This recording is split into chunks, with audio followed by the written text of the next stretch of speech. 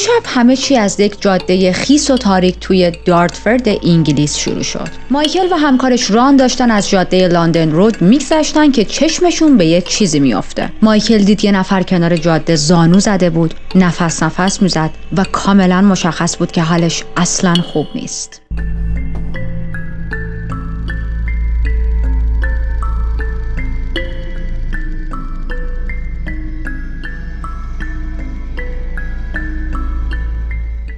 من ریتا هستم و توی این چنل وارد دنیای جنایی میشیم، جایی که حقیقت عجیب‌تر از خیاله و مرز بین خوب و بد محو میشه. اگر به داستان‌های هیجان انگیز و جنایی علاقه دارید میتونید از زیر همین ویدیو دکمه سابسکرایب رو بزنید، زنگوله کنارش رو هم روشن کنید تا وقتی من ویدیوی جدید میذارم ازش زودتر از همه مطلع شید. گفتیم پرونده توی انگلیس در جریان. تاریخ 18 جنوبری سال 93. مایکل سری ماشین رو زد کنار، پرید پایین و دوید سمت چیزی که دیده بود. وقتی رسید دید یه دختر جوونه، خیلی جوون، یعنی حد زد که زیر 18 ساله. از اون طرف ران سری رفت سمت یه پاب نزدیک تا زنگ بزنه به 999. ولی مایکل پیش اون دختر موند. اولش فکر کرد شاید این دختر تصادف کرده، شاید یه ماشین بهش زده. برای همین آروم دست برد پشت کمرش تا ببینه ستون فقراتش سالمه یا نه و چیز بدی حس نکرد، مثلا شکستگی ندید، حس نکرد. بعدم خوابوندش روی زمین و به محض اینکه این دختر رو میخوابونه روی زمین، از دهن دختر خون میاد بیرون.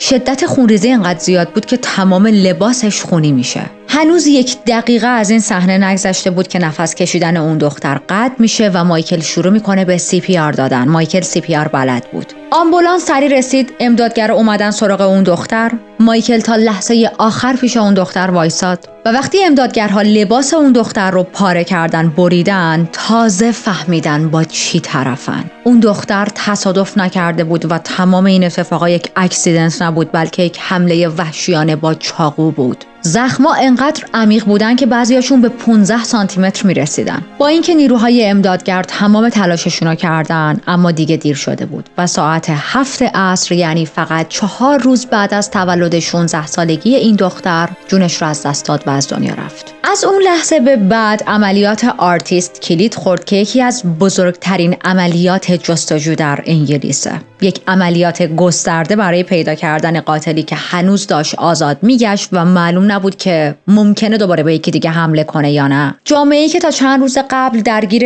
امتحان و شوخی و خنده و مدرسه بودن، الان همه توی شاک فرو رفته بودن و منظورم جامعه و دایره دوستهای این دختره. خبر قتل مثل برق تو مدرسه ها پیچید. هم کلاسی های این دختر سر کلاس بودن و رادیو واسه خودش پخش شده بود، داشت همجوری حرف میزد. توی رادیو اعلام کردن که یک دختر جوونی کشته شد، اسم و فامیلش رو گفتن و همون موقع بچه‌ها توی کلاس فهمیدن که این اسم و فامیل رو میشناسن. معلمشون دوید از ته کلاس اومد سر کلاس و رادیو رو خاموش کرد و خودش هم شاک شده بود. دختری که به قتل رسیده بود اسمش کلر تالتمن بود. چند لحظه بعد با یه افسر پلیس اومدن تو کلاس و خبر قتل رو دادن. کلر کشته شده بود و دیگه الان همه مطمئن بودن که این یک تشابه اسمی نیست و واقعا خود کلر به قتل رسیده. کلر یه ستاره واقعی بود، از اون آدمایی که از لحظه اول جذبش میشی. بین دوستاش بسیار محبوب بود. تازه امتحانای آزمایشی رو داده بود و رویای آتش نشان شدن داشت. برای دوره مخصوص هم داوطلبانه با ایستگاه آتش نشانی همکاری میکرد. بزرگترین آرزوش این بود که در آینده بتونه آتش نشان شه. خیلی محبوب بود، با کلی دوست، یه دختر سرزنده بود، با مرام، شوخ طبع و پر انرژی که عاشق رقصیدن با آهنگای گروهایی مثل کوین بود. تک فرزند بود و عزیز پدر و مادرش که حاضر بودن حتی جونشون رو برای کلر بدن. روز 18 جنوبری کلر از خونه اومد بیرون، قرار بود بره خونه دوستش ویکتوریا تا با هم درباره انتخابای دانشگاهی بعد از امتحاناشون صحبت کنن. تو راه رفت یه مغازه‌ای تا یه بسته سیگار بخره. خانواده‌اش همیشه ازش خیلی مراقبت می‌کردن، ولی چون به 16 سال رسیده بود، تصمیم گرفتن کم کم بهش استقلال بیشتری بدن. از جمله یکی از این استقلالا سیگار کشیدن بود.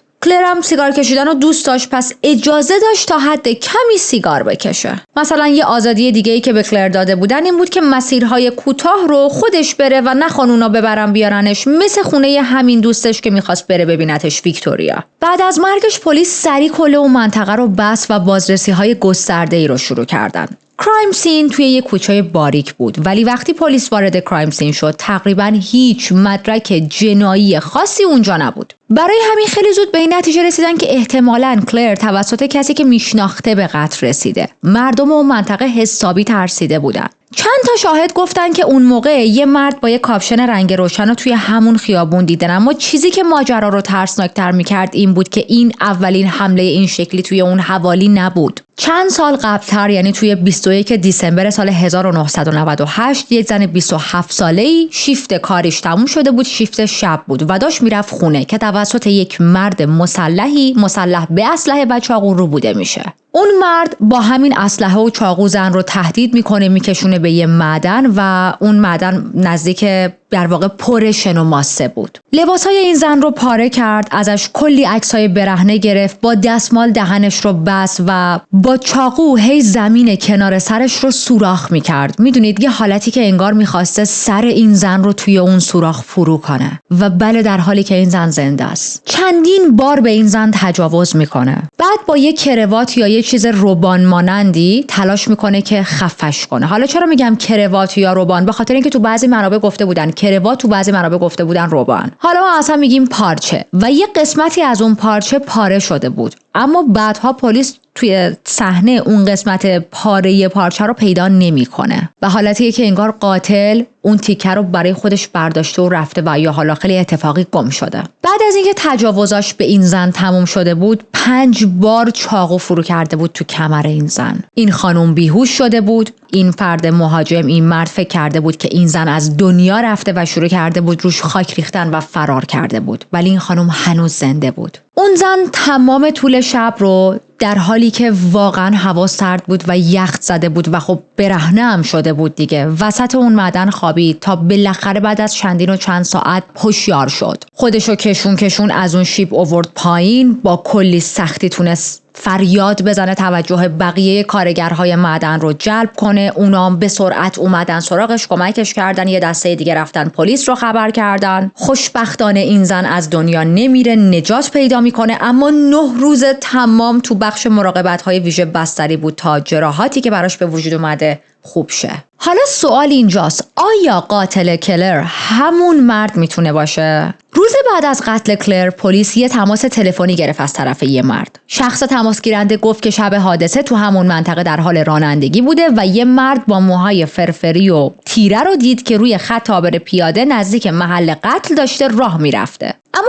یه هفته بعد که اون مردم میارن و دوباره بازجوییش میکنن، حرفاش عوض میشه. گفتش که بین ساعت 5:45 تا 5:55 یه نفر رو دیده که داشته از خیابون لندن رود پایین میرفته و دیگه هیچ حرفی از اون خط عابر پیاده نمیزنه. میگه که اون شب خودش با مادرش که عضو شورای شهر بودن داشتن تراکت پخش میکردن و بعد هم برگشتن خونشون. پس این آدم هم علیبای داشته دیگه و مادرش هم حرفاش رو تایید میکنه، پس پلیس نمیتونسته به این شاهد مظنون بشه. تو همین تایم مراسم خاکسپاری کلر برگزار شد. دختر 16 ساله‌ای که با ضربه‌های چاقو توی یک کوچه باریک نزدیک خونش کشته شده بود و صدها نفر توی این مراسم شرکت کرده بودن. مراسم خاکسپاریش بسیار بزرگ بود. من داشتم ویدیوها رو تماشا می‌کردم. همزمان با برگزاری مراسم خاکسپاریش، پدر و مادرش هم توی مصاحبه‌ای گفتن که ما احساس می‌کنیم قاتل دخترمون داره آزادانه برای خودش توی شهر میچرخه، داره زندگی میکنه، خیلی این موضوع ما رو اذیت میکنه، زجرمون میده. حتی میگن که ما احساس میکنیم توی مراسم خاکسپاری دخترمون حضور داشته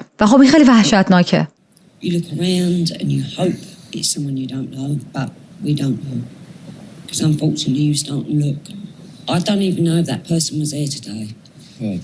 And that's how I felt. Sure. Because it could have been there. Even during the funeral? Yep. Yeah. There was a lot of people I didn't see. I knew that they were there. Because you're in a bit like going back to the night that I was told. You're in a state of shock. But I don't know. That person could be there. Mm. I hope that they weren't, but they could be. Talking about the religious side of it, you sort of... No, I mean, what's happened? I will never, ever forgive the person. We'll never forgive the person. Never, ever. But why... For whatever reason. Because no one ever, whether it was my worst enemy, I wouldn't wish that on anybody. No. No way. Because what that person done, there was no excuse. But that person's got to be called. پلیس دوباره بعد از چند روز از مردم خواست که اگه چیزی میدونید بیاید حرف بزنید، چون مطمئن بود کلر توسط کسی به قتل رسیده که طرف میشناختتش. حتی توی مراسم خاکسپاری کلر مامورا به صورت لباس مخفی پخش شده بودن بین جمعیت، خیلی ساکت داشتن با دقت به چهره ها توی جمعیت نگاه میکردن که شاید به یک کسی مشکوک شن، شاید متوجه شن که مثلا طرف قاتله. و مادر کلر بلا استثناء اصرار داشت که من میدونم قاتل دخترم، میشناختتش و یهویی نیامده سراغش، به علاوه این که تو روز خاکسپاری بین مردم نشسته بوده. چیز دیگه ای که توی این پرونده واقعا ناراحت کننده بود این بودش که کلر اون شب فقط 1 مایل فاصله داشت تا برسه خونه دوستش، فقط 1 مایل. و اصلا مشخص نیست چرا وارد اون کوچه باریک شد. شاید کسی مجبورش کرده بود، چون راه اصلی اون نبود، مسیر بسیار خلوت بود، یعنی اصلا کلر نیازی نبود از اونجا بره، هیچ وقت برای خونه دوستش از اون مسیر خلوت نمیرفت. و احتمال زیاد شخص قاتل یا حالا با تهدید کشوندتش توی اون کوچه خلوت و یا حالا یه جوری مثلا گولش زده و کشوندتش. مایکل گاتفری، همون آقایی که متوجه بدن کلر میشه و دقایق آخر زندگیش رو کنارش میگذرونه، میگه که من اون لحظه که بدن کلر رو دیدم احساس کردم یک تصادفی براش اتفاق افتاده، حالا ماشینی موتوری چیزی بهش زده و فرار کرده و رفته. گفت واقعا به خودم فکر نمی کردم که اگر لباس این دختر رو بزنیم بالا این همه آثار چاقو رو بدنش پیدا میکنیم. میگه من تجربه CPR داشتم ولی خب نه در این حد پیشرفته، مثلا حالا تجربه چیزای امدادی و اینا رو نداشتم. یه کسی که این حجم از زخم براش به وجود اومده رو چجوری میتونم حالا مثلا جلوی خونریزیش رو خیلی شدید بگیرم یا چه کاری باید بکنم؟ با اینکه میدونستم کاری از دستم بر نمیاد، اما کنارش وایسادم تا نیروهای حالا اورژانس و امداد برسن، به خاطر اینکه احساس کردم کلر لحظه های آخر عمرش رو هم اگر داره میگذرونه حداقل میدونه که تنها نیست و یک نفری کنارشه. از اونجایی که پلیس باورش این بود قاتل کلر یک کس غریبه‌ای نبوده و حالا یه آشنایی با کلر داشته، مردم هم خیلی ترسیده بودن. یک مصاحبه‌ای من داشتم میدیدم، یکی از اهالی محل میگه که ما واقعا ترسیدیم، ما واقعا به هم ریختیم و هیچ کس دوست نداره تصور کنه که شوهر، دوست پسر، پارتنر و یا حتی پسرش همچین کاری رو انجام داده. ولی اگر چیزی میدونید بیایید جلو و بگید، چون اگر خود من زمانی بدونم که یکی از عزیزای توی زندگیم، یکی از مردهای توی زندگیم همچین جرمی مرتکب شده، بلا استثنا میام میگم، چون اگر این کارو نکنم با خودم نمیتونم زندگی کنم. یه ترس دیگه ای هم که بین مردم بود این بودش که ممکنه این قاتل دوباره دست به کار شه و آیا اون حمله‌ای که عقب‌تر تعریف کردیم هم کار همین قاتل بود یا نه صرفاً 2 تا اتفاقی بود که اصلا به هم ربط نداشت و حالا توی یک لوکیشن یکسانی اتفاق افتاده بود. بازرسی که داشت رو پرونده کلر کار میکرد میگه که حمله‌ای که به کلر شده واقعاً وحشیانه بود. کلر با یک چاقوی بزرگ چندین بار مورد اصابت قرار گرفته بود و اصلاً بعید نیست همچین آدمی، همچین شخصی دوباره به یکی دیگه حمله کنه. از این بازرس میپرسن که ممکنه قاتل یک حس علاقه خاصی به چاقو داشته باشه، مثلا یه حالت ابسشن. بازرس میگه که نمیتونم واقعا این فرضیه رو رد کنم، حالا نمیتونیم 100% بگیم آره، ولی نمیتونیم ردش هم کنیم، احتمالش زیاده. چاقویی که استفاده شد واقعا بزرگ بود. از این چاقوهای معمولی نبود که چاقو جیبی به اصطلاح که آدما با خودشون این ور اون ور ببرن. یه چاقو یا وسیله روزمره‌ای نبود که برای مثلا آدم تو کیفش بذاره، آدم تو جیبش بذاره، بگه فقط برای دفاع شخصی. یک اسلحه غیر عادی بود. You know, like massive blade. و وقتی کسی چنین حمله‌ای میکنه یعنی اینکه از قبل با خودش این چاقو رو حمل کرده بوده، یعنی از قبل هدف این رو داشته که بره و به یکی حمله کنه، پس میتونه خیلی خطرناک باشه.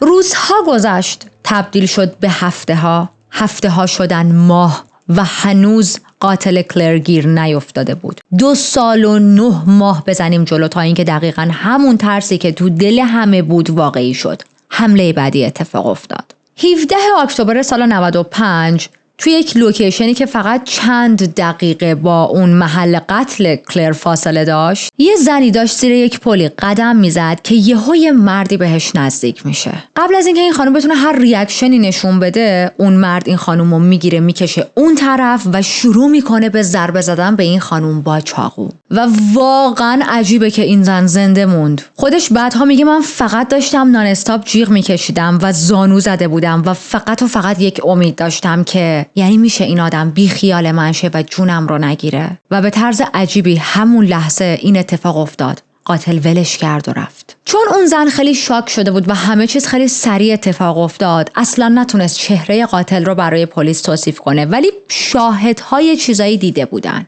یه ماشین فورد سفید دیده شده بود و این مدل فورد رنگ سفید توی اون منطقه خیلی کم بود. از این ماشینایی نبود که حالا بگیم همه دارن. متعلق به کی بود؟ متعلق به یک شیرفروش محلی بود به اسم کالین اسمیت. اتفاقاً پلیس قبلاً چند بار درباره قتل کلر با این آدم صحبت کرده بود. کالین پسر خوب و نرمالی بود. مامانش دیانا عضو شورای شهر بود، شهردار محل بود، دوست دختر داشت، زندگیش هم از بیرون خیلی معمولی به نظر می رسید، ولی از درون هیچی اونطور که به نظر می اومد نبود.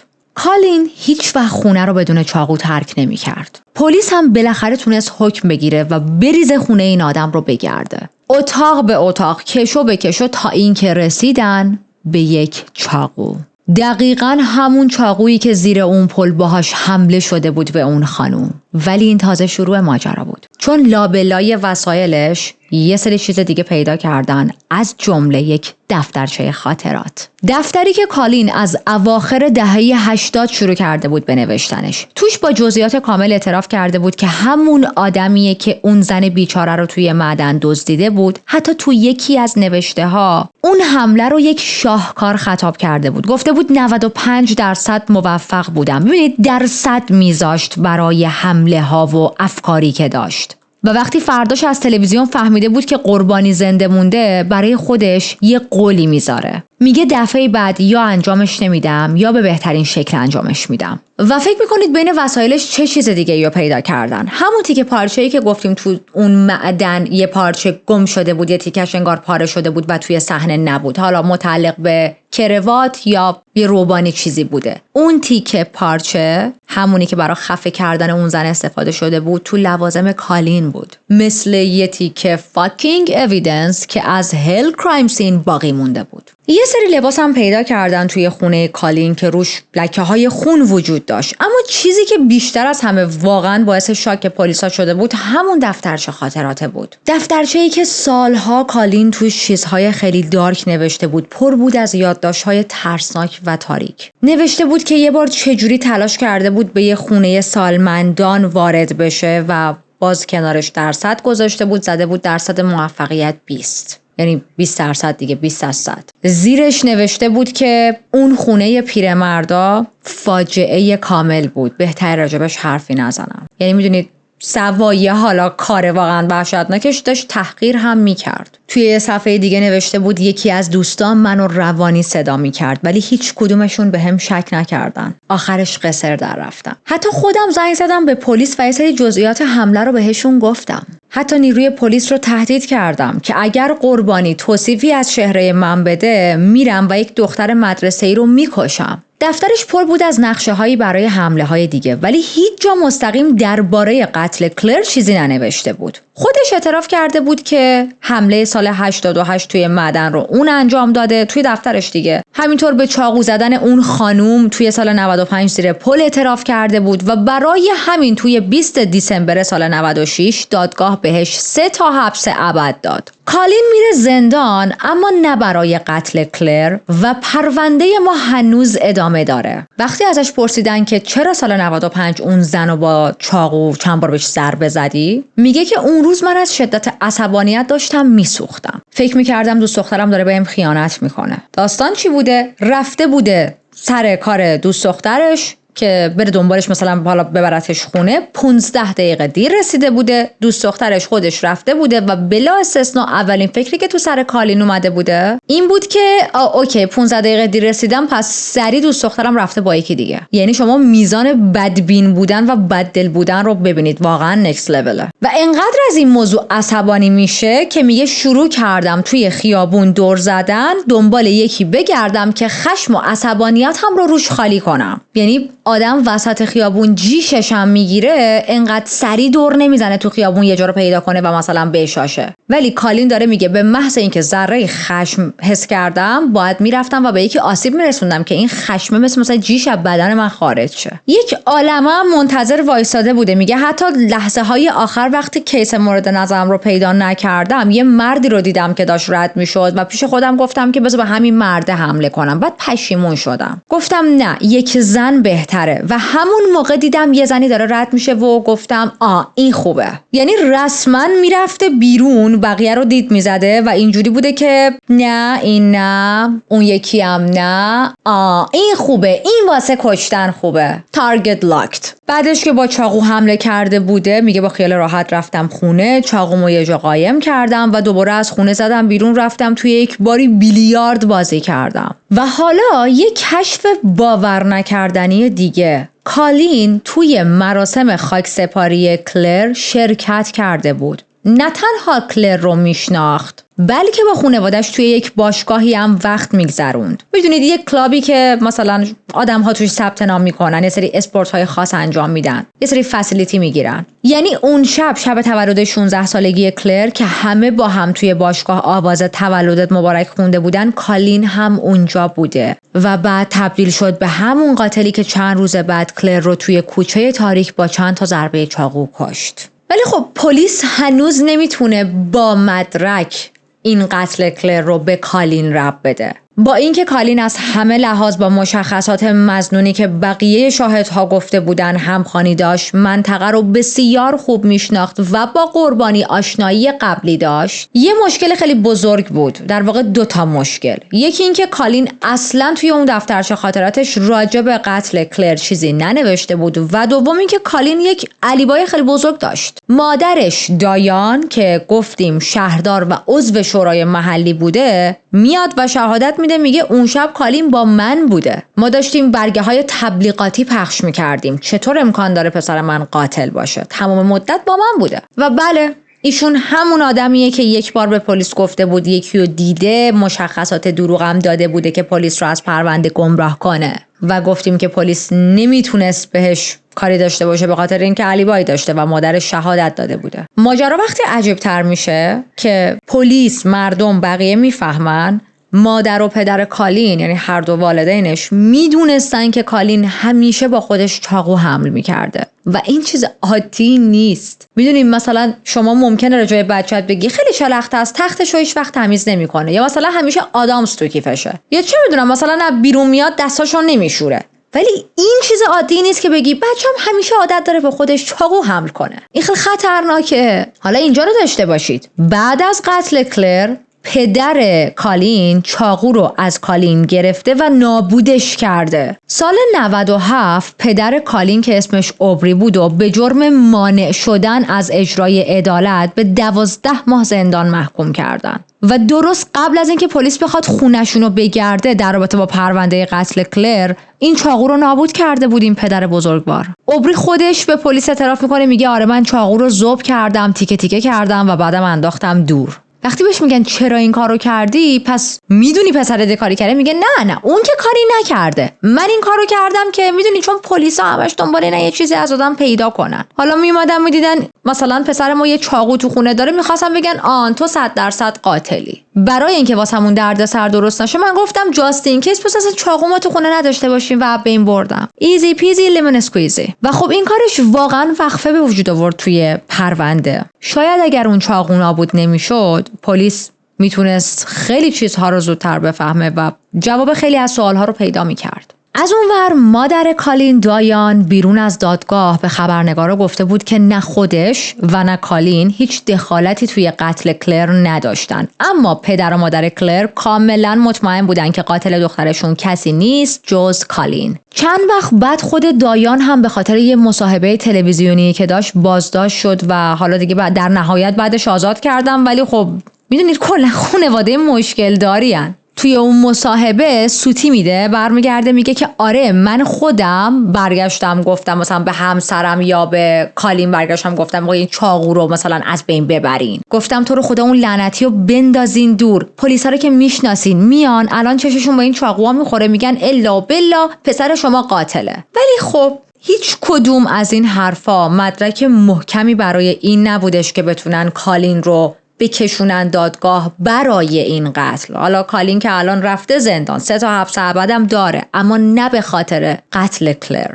بخش ترسناکتر ماجرا موقعی شروع میشه که پلیس شروع میکنه به بررسی عمیق‌تر شخصیت و رفتار کالین. مشخص شد که کالین یک الگوی رفتاری خطرناک و وسواسی نسبت به زنا داشته. عاشق میشده، بعد روشون وسواس شدید پیدا میکرده و ماه‌ها استاکشون میکرده. حتی 2 بار وارد خونه زنایی شده بود که تحت نظرش بودن. یکی از اون زنا که کالین خیلی زیاد استاکش میکرده زن یکی از همکارای سابقش بوده. توی دفترچه خاطراتش اعتراف کرده بود که میخواسته به زن همکارش تجاوز کنه. براش کامل نقشه کشیده بود. نه که حالا در حد 2-3 خط بنویسه، نه، برای خیلی از قتل‌ها و حمله هایی که حتی انجام نداده بود یا انجام داده بود واقعا نقشه نشسته بود، کشیده بود و خب همونطوری هم که گفتم بهشون امتیاز و درصد میداد. به این نقشش هم 50% امتیاز داده بود. حتی تا عملی کردن این نقشه هم جلو میره، اما خب خوشبختانه نهایی نمیکنه این کار رو. اسم این همکارش ریچارد بود و اون روز، همون روزی که کالین تصمیم داشت این نقشه رو عملی کنه، زودتر از سر کار برمیگرده خونه. یعنی در واقع یک جلسه ای داشتن، جلسه زودتر از چیزی که انتظار میرفته تموم میشه و خب زود میاد خونه. همسرش هم خونه نبود و با هم برمیگردن خونه. اسم همسرش هم دبی بود. وقتی ریچارد و دبی میرسن خونه، به محض ورود متوجه میشن که یکی قبل از اونا توی خونهشون بوده. چرا؟ چون لباس خواب دبی پاره شده بود و آویزون بود به در حمام. از اون طرف کالین راجع به این اتفاق اون روز تو دفترچه خاطراتش نوشته بود: من تو اوج نهایت حالت روانیم بودم. میخواستم با چاقو اون زن رو تهدید کنم به هر کاری که به ذهنم میرسه. احتمالاً میخواستم بهش به بدترین شکل تجاوز کنم. حتی سناریوی رابطه خیالی که با دبی میخواست داشته باشه رو هم نوشته بود. چقدر مغز با هم مریض باشه. بعد مثلا نوشته بودش که وسطاش ریچارد میرسه، با ریچارد درگیر میشن، ولی خب تو واقعیت هم چه اتفاقی نیفتاده بود دیگه. این رفته بود یه سری لباسای این زن رو پاره کرده بود و حالا به هر دلیلی ترسیده بود، پشیمون شده بود، هر چی بود برگشته بود و خوشبختانه آسیبی به این زوج نمیرسه. البته این رو هم بگم فقط کالین نبود که پلیس زیر نظر داشت و 2 تا مظنون دیگه هم توی فهرست پلیس بودن.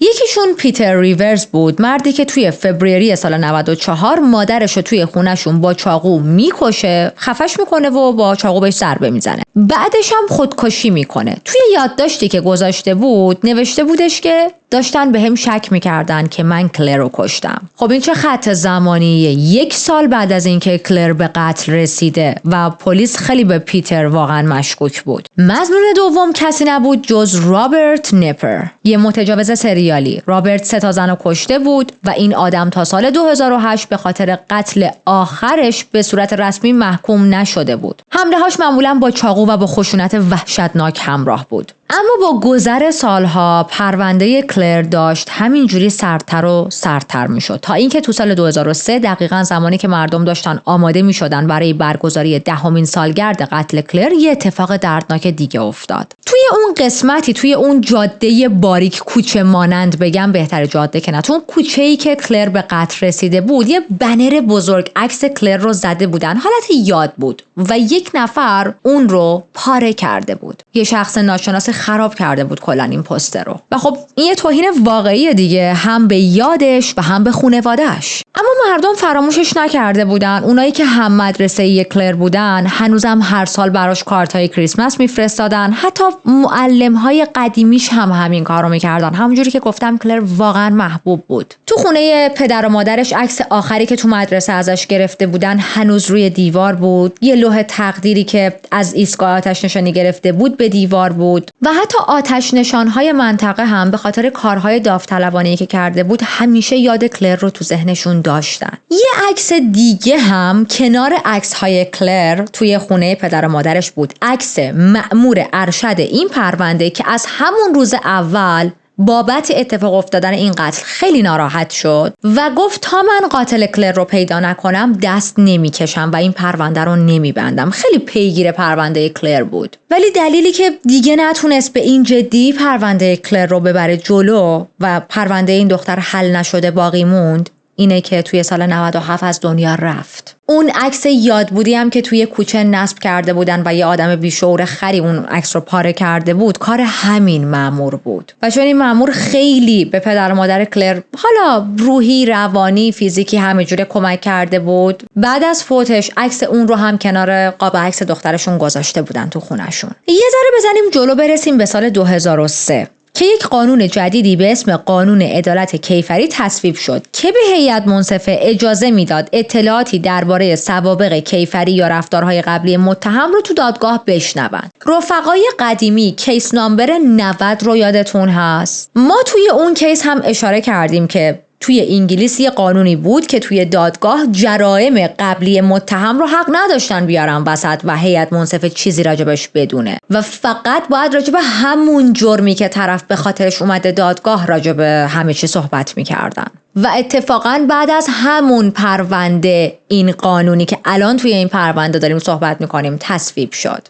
حالا اسپویل نمی کنم اگر ندیدین ببینین، اما خانواده مقتول، مادر مقتول نقش بسیار مهمی داشت توی آوردن این قانون. به هر حال این قانون مخصوصا برای پرونده های مثل کلر و صدها هزاران پرونده دیگه یک فرصت خیلی بزرگ بود. اما درست وقتی امیدها داشت دوباره زنده می شد، یه تراژدی جدید اتفاق افتاد. سال 2008 مادر کلر، لیندا، تو سن 56 سالگی به خاطر سرطان از دنیا رفت و هرگز نتونست برقرار شدن عدالت رو برای تک دختر عزیزش ببینه. 4 سال بعد، یعنی سال 2012، درست توی سالگرد مرگ کلر، پدرش یک پیام احساسی منتشر کرد با یک صدای گرفته و بغض‌دار. گفت: من هیچ وقت امیدم رو از دست ندادم، هیچ وقت.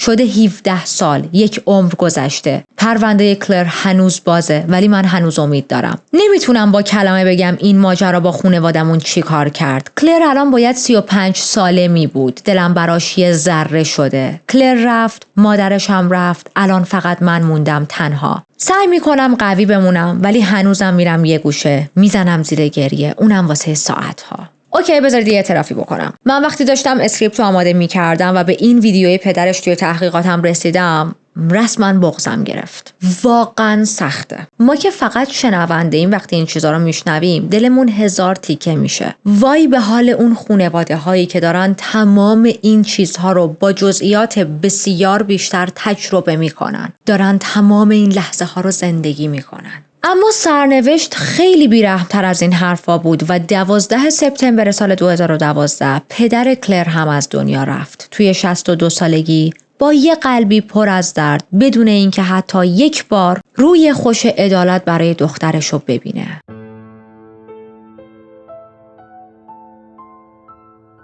الان 20 سال گذشته از اون شبی که کلر با ضربه های چاقو خیلی بیرحمانه به قتل رسیده. دوستاش دوباره دور هم جمع شدن. این بار یه سری شمع روشن کردن، شمع‌ها توی دستشونه، قلب‌هاشون هنوز داغ، گریه میکنن. همون مسیری رو قدم زدن که کلر توی آخرین شب زندگیش طی کرده بود. هدفشون ساده بود: ما باید پرونده کلر رو داغ نگه داریم، باز نگه داریم. شاید کسی چیزی یادش بیاد، شاید کسی بعد از این همه سال تصمیم بگیره حرف بزنه. دنیا نباید فراموش کنه که پرونده کلر حل نشده است و نباید بره قاطی کولد کیس ها. حتی نخست وزیر وقت بریتانیا هم به این کمپین پیوست و گفت رسما دولت باید هر کاری که میتونه بکنه تا این پرونده قدیمی رو حل کنه و بهش رسیدگی بشه. و الان بعد از اون راهپیمایی پرونده دوباره فعال شده. خب درسته تبدیل شده به یک کولد کیس، اما الان با تکنولوژی DNA و ابزارهای جنایی امروز شاید میشد یک سرنخ مهمی از این پرونده کشید بیرون. پلیس تصمیم میگیره بره با یکی از همسلولی‌های سابق کالین صحبت کنه، یک آقای به اسم استفن، و حرفایی که استفن میزنه خیلی جالب بود. استفن میگه کالین یه بار در مورد خط عابر پیاده حرف زده بود. گفته بود نزدیک یه خط عابر پیاده بوده، عصبانی بود، دنبال یه چیزی یا کسی میگشته که عصبانیتش رو روش خالی کنه و یه نفر رو دیده و یهویی اسنپ کرده و حمله کرده بهش. نکته اینجا بود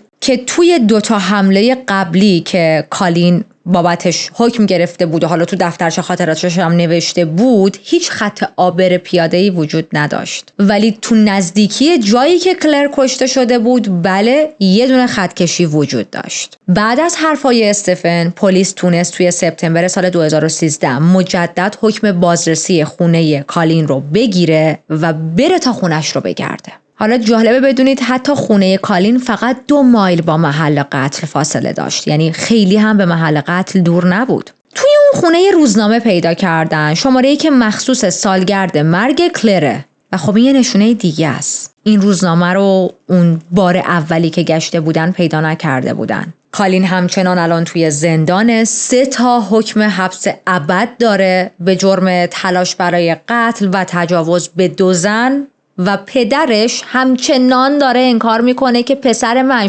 پسر قند عسل، هیچ ربطی به قتل کلر نداره. فقط در این حد بهتون بگم این سری از توی اون خونه کالین 1 کیسه مدرک کشیدم بیرون. نه 1 کیسه نه، 1 عالمه کیسه مدرک کشیدم بیرون. می‌خواستم بگم پر از کیسه های مدرک چی گفتم. چرا قبلا این مدارک رو جمع آوری نکرده بودن؟ به خاطر اینکه اصلا به دردشون نمیخورد. ببینید اولا که تکنولوژی اونقدر پیشرفت نکرده بود، اصلا نمیدونستن خب ما به یه سری چیزا نیاز داریم که حالا شاید بتونیم از توش مدرکی به دست بیاریم. یه سری چیزا عملا براشون بیفایده بود. و الان تکنولوژی خیلی پیشرفت کرده، پس دیدگاه پلیس هم به اشیا و مدارک و اویدنس تغییر کرده. 2 اینکه به خودشون میگفتن گیریم ما پیدا کردیم، ما که نمیتونیم بر علیه این آدم تو دادگاه استفاده کنیم، که ما که حق نداریم راجع به چیزی صحبت کنیم مگر اینکه مستقیم این آدم خودش بیاد اعتراف کنه بگه من کلر رو کشتم. اما حالا که قانون عوض شده بود، ورق برگشته. حالا الان طبق این قانون جدید دادگاه میتونست توی پرونده ها از بخش های زیادی از شخصیت و گذشته متهم استفاده کنه. الان میتونستن تمام محکومیت های قبلی، حتی فانتزی های جنسی که این آدم داشته و تو دفترچه خاطراتش نوشته، رفتارهای عجیبی که نشون داده بوده، خشونت های مشابه از شاهدهای مختلف، همه اینا رو میتونستن تو دادگاه استفاده کنن. و بالاخره روز 12 فوریه سال 2014 پلیس رسما یک اعلامیه منتشر میکنه و میگه که ما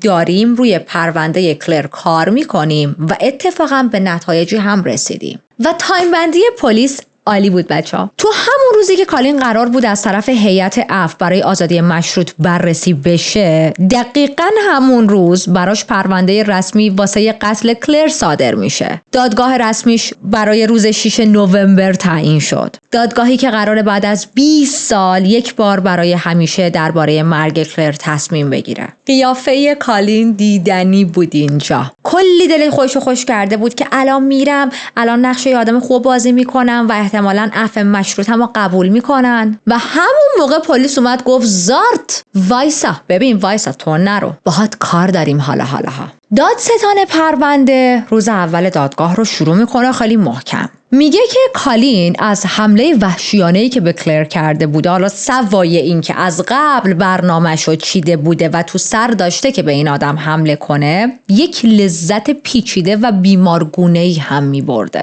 میگه این قتل کاملا بی هدف بود، این آدم فقط دوست داشت بکشه. میگه انقدر این حمله سریع و یواشکی و پنهانی انجام شد که کلر حتی شانسی برای دفاع یا فرار پیدا نکرد. خود کالین توی دادگاه اعتراف میکنه، میگه که وقتی شبا مادر و پدرم میخوابیدن من از خونه میزدم بیرون برای مثلا حالت میدنایت واکینگ و همیشه هم به خودم چاقو میبردم. چرا خرس گنده، چاقو تو میخوای چیکار به خودت نصف شب میبری بیرون؟ میگه این عادت من از 19-20 سالگیم شروع شد. اصلا اولین بار سالای 88 بود که من این شبگردی‌ها رو شروع کردم و براشون اسم گذاشته بودم قدم زنی های نیمه شب. امیدوار بودم یکی رو ببینم، تحریکش کنم، دعوا را بندازم که شاید دعوا خشم زیاد شه و بتونم حمله کنم بهش. اون چیزی که تو بهش میگی قدم زنی های نیمه شب و دنبال اینی که دعوا را بندازی با یکی تا صرفا بهش حمله کنی، ما بهش میگیم کرمکون شبانه و باید بابتش بدی دکتر. حالا من گفتم بود، اسم واقعیش اینه. حالا خوددانی کالین. وقتی ازش پرسیدن چرا توی سال 88 به اون زن توی معدن حمله کردی، میدونید جوابش چی بود؟ گفت میخواستم احساس قدرت کنم. دلم میخواست اختیار زندگی یکی دستم باشه، حس کنم یک پادری نیستم، از اینکه توی دنیا همه من رو پادری میدیدن خسته شده بودم. کالین عزیز، اگر تا قبل از این حمله واقعا پادری بودی، الان تبدیل شدی به فرچه توالت. تبریک میگم به انتخابت. خیلی از شاهدا اومدن صحبت کردن توی دادگاه، شهادت دادن. خیلی‌ها که همون شب کالین رو نزدیک اون چهارراه دیده بودن. خیلی‌ها که توی مراسم خاکسپاری کلر این آدم رو دیده بودن. یعنی تو چقدر پر روی تو مراسم خاکسپاری شخصی که از دنیا باعث شدی از دنیا برم رفتی شرکت کردی. دوست دختر سابقش میاد توی دادگاه و بر علیه شهادت میده. میگه اون شبی که قتل کلر اتفاق افتاده بود الان که فکر میکنم رفتار کالین خیلی عجیب شده بود و خب من تعجب کردم. بهش گفتم مثلا کالین what the fuck چته؟ چرا اینجوری شدی؟ چرا عوض شدی؟ و جواب کالین به دوست دخترش چی بود؟ نه چیزی نیست، من فقط از این اتفاقی که واسه این دختر بنده خدا جوان افتاده خیلی ناراحتم. منم مثل بقیه مردم که این خبر رو شنیدن خیلی ناراحت شدم. منم مثل همه اونا ناراحتم. ازش پرسیدن که آیا زنا رو دوست داری؟ میگه که هم آره هم نه. حس می‌کردم زنا قدرت دارن و به من مسلطن. از نظر من قابل اعتماد نیستن. زنا همیشه دارن از من سوء استفاده میکنن. حس بی‌ارزشی و عزت نفس پایین داشتم. اطراف مردم کلاً راحت نبودم. کجا تو بزنم آخه؟ از چی تو سوء استفاده میکردن؟ عزیزم تو باید یه چیزی برای عرضه داشته باشی که حالا یه نفر بیاد آیا ازش سوء استفاده بکنه آیا نکنه. میگه که یه کالکشن بزرگ چاقو داشتم، حدود 20 تا 30 تا چاقو داخلش بود و هر بار که از خونه میزدم بیرون یکی از این چاقوها رو با خودم میبردم. و فقط چاقو نبود، سلاح‌های دیگه هم داشت. خودش رو داشت آماده میکرد فکر کنم برای جنگ جهانی سوم. بعد همه اینا رو با افتخار به دوستا و همکاراش نشون میداد. توی دادگاه یکی از شاهدهای مهم و کلیدی استفن بود، همون کسی که قبلا همسلولی کالین بود و اون هم میاد همون چیزایی که من براتون تعریف کردم رو تو دادگاه جلوی همه میگه. درسته که پدر و مادر کلر هیچ وقت نتونستن دادگاه قاتل دخترشون رو ببینن، ولی دوستای کلر کاری کردن که حضورشون حس شه. عکس مادر و پدر کلر رو با خودشون آوردن توی دادگاه و میدونید این خیلی تاثیر داشت توی دید هیئت منصفه. دختری که واقعا بیرحمانه به قتل رسیده در حالی که سنش خیلی کم بود، هنوز به 18 سال هم نرسیده بود. پدر و مادری که یک عمر برای برقرار شدن عدالت تلاش کردن و آخر هم از دنیا رفتن و حالا که دیگه عزیزای کلر توی این دنیا نیستن، حال خودش که خب نیست، عزیزاش هم نیستن، عدالت داره برقرار میشه. حتی بهترین و صمیمیترین دوست کلر اسمش لیزا بود و دیگه رفته بود داشت اسکاتلند چند سال زندگی میکرد. از اسکاتلند برمیگرده تا توی دونه دونه جلسات دادگاه حضور داشته باشه. میگه که میخواستم همه بدونن کلر فقط یک قربانی نبود، یک دختری بود پر از زندگی و خانواده‌اش عاشقش بودن. اون عاشق خانواده‌اش بود و ما هم عاشقش بودیم. و این یک مثال واضحه از این که چقدر دوستی‌ها و رفاقت‌های زنانه قشنگ و عمیقه.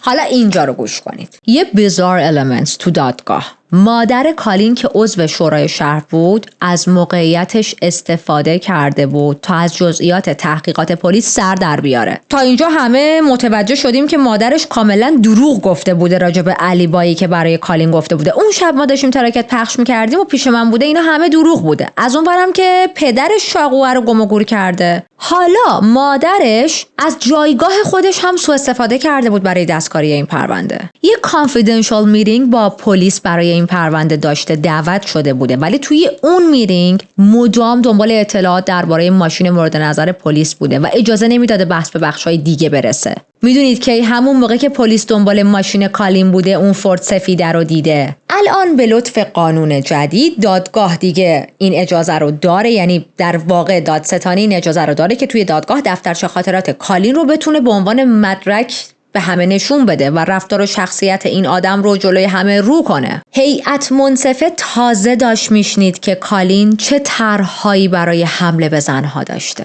و بالاخره توی 11 دیسمبر سال 2014 بعد از 5 هفته دادگاه و فقط 3 ساعت و نیم بررسی توسط هیئت منصفه حکم نهایی اعلام شد. دادگاه کالین رو 100% گناهکار اعلام کرد به خاطر قتل کلر. و موقعی که داشتن این موضوع رو میگفتن کالین هیچ واکنش و احساسی از خودش نشون نداد. حکم حبس ابد گرفت با حداقل 21 سال و بعد از سال گذروندن اون 21 سال میتونستش که مثلا برای آزادی مشروط، برای آزادی مشروط درخواست بزنه. اما خب فراموش نکنیم که چند تا حبس ابد هم داشت. حالا اوکی، بعد از 21 سال اینو قبول کردن، بهت آزادی مشروط دادن، اون حبس ابد رو میخوای چیکار کنی؟ توی جلسه صدور حکمش حاضر نشد، چون خب یه جلسه اعلام میکنن که طرف گناهکاره، یه جلسه دیگه میزان حکمش رو میگن دیگه. توی جلسه صدور حکمش حاضر نشد نامه دوستای کلر رو گوش کنه و بالاخره عدالت هر چند خیلی دیر ولی در نهایت برای کلر اجرا شد. البته من که اینو عدالت نمیدونم، ولی حالا عامیانه دیگه، کدوم عدالت؟ زندگی این خانواده نابود شدن. حالا صرفا این آدم مثلا زندان بود، باز دوباره بیشتر قرار شد زندان بمونه، عدالت نیستین. نمیدونم. کالین چند بار تجدید نظر میزنه ولی خب به جایی نمیرسه. چی تجدید نظر کنن؟ جای تجدید نظرتون نذاشتی عزیزم. پرونده قتل کلر یکی از بزرگترین پرونده هایی بود که پلیس تا اون زمان باهاش روبرو شده بود. بیشتر از 2500 تا بیانیه گرفته بودن، با 1500 نفر مصاحبه کرده بودن، حدود 40,000 سند جمع کرده بودن، اسم بیش از 20,000 نفر رو توی پایگاه داده هاشون ثبت کرده بودن، حالا به عنوان مظنون و whatever. و این اعداد توی پرونده های جنایی واقعا اعداد بزرگیه. بعد از دادگاه، با وجود اینکه سالها از اون شب تاریک گذشته بود، مردم منطقه کاری کردن که کلر هیچ وقت فراموش نشه. 2 تا خیابون به اسمش نامگذاری کردن. یه نیمکت یاد بود براش گذاشتن. توی سال 2022 یه مرکزی رو درست کردن از سمت محیط زیست برای فعالیت‌های آموزشی و افرادی که دوستدار طبیعت هستن و اسم این مرکز به اسم کلر افتتاح شد و این مرکز یک جایی بود، یک فرصتی بود برای بچه‌ها تا بتونن ازش استفاده کنن. حتی توی 30مین سالگرد قتل، شورای شهر یک عالمه گل رز کاشت تا یاد کلر رو زنده نگه داره و دوباره یادآور بکنه به مردم که مثلا همچین قتلی اتفاق افتاده بوده، چنین داستانی پشت این موضوع بوده. ما هم مثل روال همیشگی این پرونده بریم چند ثانیه راجع به مقتولمون صحبت کنیم و باز بیاد پیش من. کلر دختر 16 ساله‌ای با یه قلب روشن و رویاهایی بزرگ بود. کسی که میخواست آتش نشان بشه، جون آدم‌ها رو نجات بده، اما خودش قربانی یک خشونت بیرحمانه شد. یادش مثل نوری خاموش نشدنی همیشه با ماست و پرونده امروز تقدیم به کلر برای عدالتی که دیر اجرا شد اما بالاخره اجرا شد. خب بریم سراغ گاسیپ امروزمون تا مورد عنایت دنیای جنایی قرار بگیریم، چون اصلاً بدون گاسیپ نمیشه پرونده رو بس. قبلش بابت دوستانی که فقط میخواستن پرونده رو گوش کنن و تا اینجا همراهی کردن، موتوی شکلم ازتون. سابسکرایب یادتون نره، لایک یادتون باشه، کامنت برام بذارید. خوش اومدید، منت به سر ما گذاشتید تا اینجا همراه بودید. و بقیه اهل دلا، یعنی ببین من واقعا نمیدونم با کی طرف بودیم تو این پرونده. یعنی نه تنها روانی بود بلکه یه کرکتری بود انگار از یه فیلم ترسناک اومده بود بیرون. دفترچه خاطراتش شبیه دفترچه خاطرات قاتل سریالیا بود. قبول دارین؟ اصلا یه جوری بود واقعا. امتیاز میداد به حمله ها و کارهایی که کرده بود و یا حتی نکرده بود. مامان باباش هم که قشنگ وایساده بودن پشتش، حالتی که پسرم تو فقط برین، ما انجام کنای توییم، تو برین ما جمع میکنیم، ما هوا تو داریم، حتی اگر خطرناک باشی برای زنها. یعنی من اومدم تو این پرونده از دست قانون هرس بخورم که چرا زودتر نگرفتنش و این قوانین مسخره چیه که مثلا نمیشه نمیدونم بر علیه خود متهم یه سری چیزا استفاده کرد و فقط باراش به همون جرم صحبت کرد و بلا بلا بلا. بعد دیدم باباش نشسته چاقو رو آب پس کرده، تیکه تیکه کرده، انداخته دور. مامانش هم از اون طرف تلاش داشته انگوش کنه تو تحقیقات پلیس چیزا رو تغییر بده، شهادت دروغ داده بوده. بعد گیج شدم دیگه، الان من نمیدونم از دست کدومشون با هرس بخورم. خود کالین جالب بود، اصلا برگشته میگه دلم گرفته بود، عصبانی بودم، ناراحت بودم، گفتم راه برم بیرون یکی رو ببینم بکشم خالیشم. داداش معمولا آدما دلشون میگیره یک موزیک گوش میدن اون دلشون باز میشه. حداقل از کلینک فلور میزدی شاید آروم شی. میرفتی تو خیابون با چاقو به آدم‌ها حمله میکردی که اینجوری آروم شی. میدونی این صحنه ها تو GTA هم هنوز قفله. موهای من امروز توی این پرونده، یعنی نه این پرونده، امروز کلا از اون موهای واقعا می‌بینی با شماها ندارم دیگه، بذارید روک بهتون بگم، موهام توی اون حالتیه الان، توی اون استپیه که نه میتونم خیلی ببندمش و نه هیچ غلطی نمیتونم باش بکنم، چون هیچ گویی نمیتونم با موام بخورم. یعنی چند بار باورتون نمیشه از آرایشگرم، یه آقایی خیلی باحاله خیلی کوله، چند بار وقت گرفتم ازش، گفتم این بذاره موامو کوتاه کن، گفت نه. آخه بهش سپرده بودم، گفتم دیگه نذاری موامو کوتاه کنم و میخوام بلند کنم. بعد بهش میگم بیا بذاره، میگه اگه نوکگیری میخوای بکنی اوکی، ولی اگه میخوای کلا کوتاه کنی نه، من وقت ندارم. و واقعا اگر این رفتار رو نمیکرد فکر کنم تا الان چند بار دیگه کوتاه کرده بودم.